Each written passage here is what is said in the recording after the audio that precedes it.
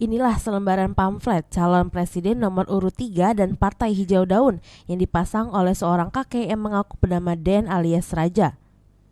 Hingga ia ditangkap warga dan diserahkan ke Polsek Citerep karena dianggap mengalami gangguan jiwa. Bukan hanya dalam pamflet, dengan penuh kebanggaan, kakek tua yang mengaku telah membintangi beberapa sinetron ini menunjukkan pengakuan dirinya sebagai wali ke-10 dan presiden seumur hidup yang pernah viral di media sosial pada tahun 2017. Dia mengaku sejak tahun 2014 lalu, dirinya telah menjadi presiden seumur hidup, tanpa ada pemilihan, hanya saja dirinya belum bertugas. Dia mengaku sejak tahun 2014 lalu dirinya telah menjadi presiden seumur hidup tanpa ada pemilihan, hanya saja dirinya belum bertugas.